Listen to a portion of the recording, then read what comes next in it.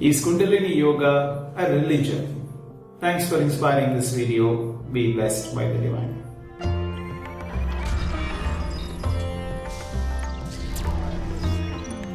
How did religion originate? Let's try to understand this first before answering the question for this video. People who lived in the past, who realized themselves, began to explain what they perceived as their inner visions. They clearly understood that God is almighty, gravity, space, which is everlasting, self-compressive, surrounding pressure force, which is all pervasive in nature, all penetrative in nature.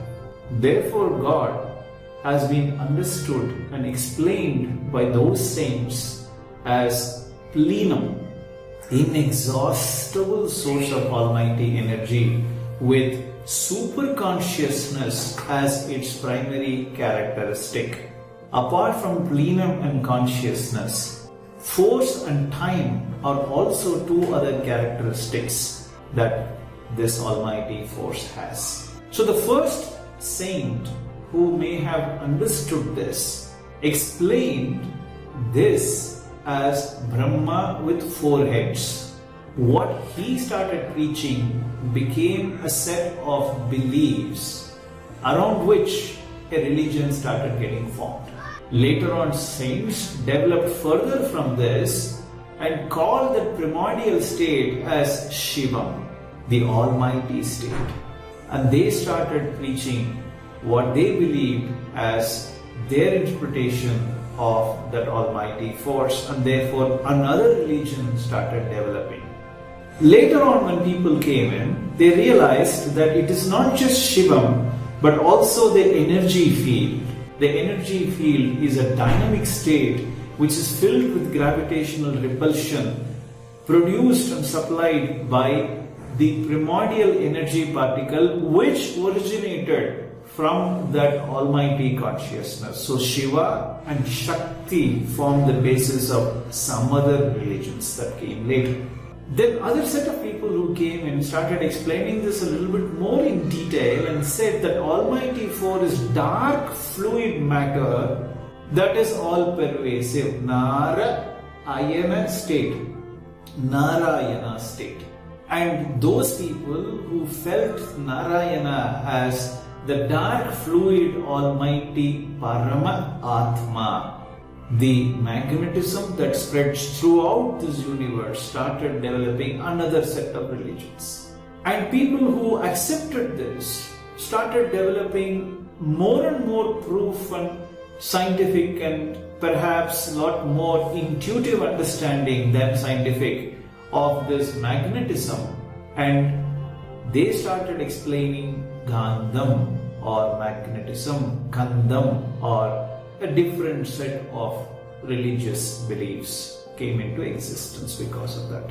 Likewise, the transformation of the divine into energy particle into Panchabhutas were celebrated by one set of people as religion. The transformation of the magnetism into pressure, taste, sound, light and smell was celebrated as one religion.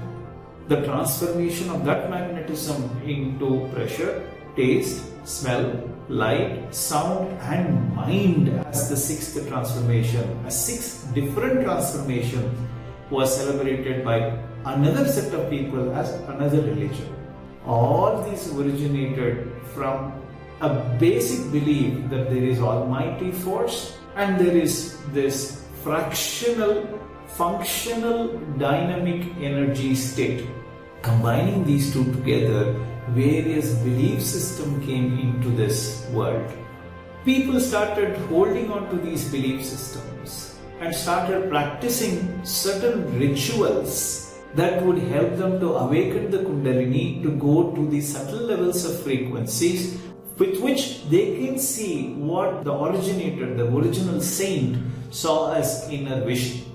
Therefore, all religions originated from that one single saint who realized himself that he is a fractional state of the Supreme Consciousness. There it is Paramatma, here it is Jivatma. There it is total consciousness, here it is called the fractional consciousness.